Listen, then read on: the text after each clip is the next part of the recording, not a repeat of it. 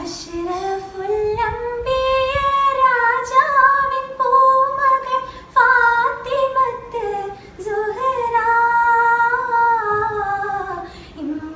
ഇമ്പപ്പൂവഴകായി Mecca മരുഭൂവിൽ ഉദിച്ചൊരു കമറാണ് ഫാത്തിമത്തൊളിവാണ്.